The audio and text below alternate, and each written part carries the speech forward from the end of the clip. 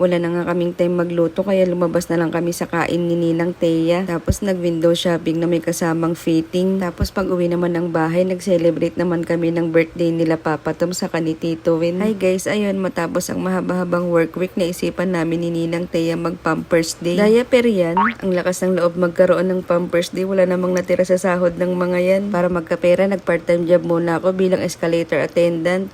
Upper ground. Thank you po. Pagkatapos ng first day of shift ko, bumali na muna ako kay SM ng paunang sahod. Gutom na kasi kami, kaya kahit mainit, sinusubo na namin. Init. Nausok pa eh.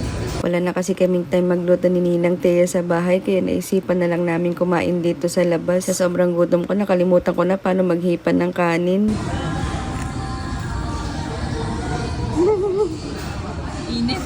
Kapag kumakain kami dito, isa sa mga fetish namin. Fetish, yung gawing kutsara yung chicharap tapos lalagyan ng toppings. Pero yung siopa, wala talaga sa plano yan. Dati kasi walang bola-bola, ngayon meron na. Pagkatapos naming ma-overfeeding, pumunta naman kami sa department store para mag-window shopping. Yung dati hanggang tingin lang kami, ngayon may pasukat-sukat na, di naman bibilhin. Masikip naman kasi, ba't ko bibilhin? Mukha na nga akong botete, kawawa lang yung damit sa akin. Marami-rami na nga kami nasukat dito, pero walang bumabagay sa amin. Ang mamahal kasi, kaya umuwi na lang kami. Pag uwi namin, finrame up naman namin yung labas ng bahay. Nilabas ko naman yung pang all around kong ilaw, minsan pang work, minsan pang luto, minsan naman pang kain. Para maliwanag, diba? Tapos nilabas na rin namin yung pinagpuyatan naming cake.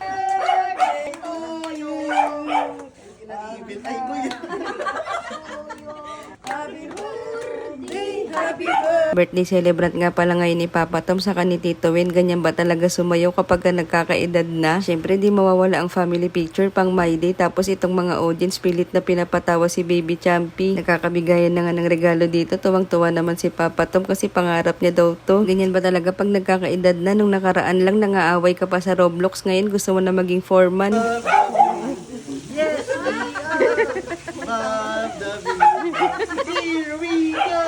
Gutom na si Dadaan kaya wapakils na siya sa paligid niya, nagluluto-luto na lang siya. Gutom na rin ang mga constituents kaya nagsikain na.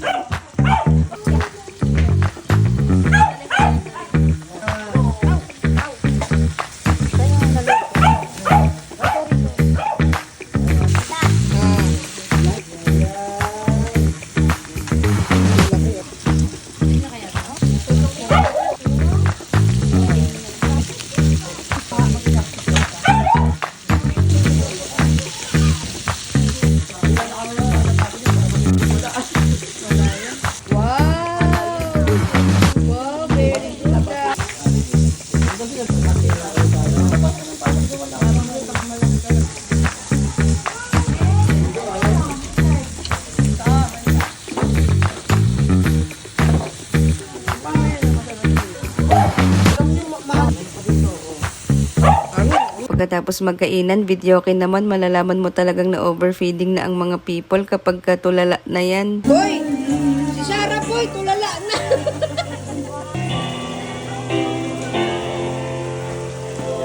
Uy, mine!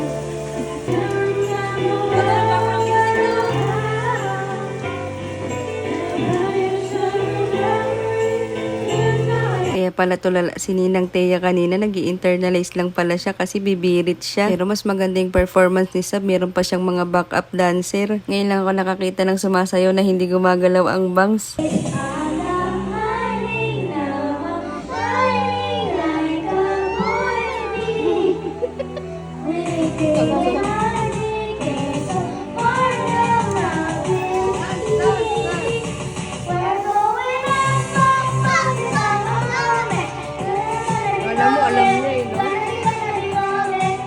Ayun lang naman sa araw na to. O siya, paalam.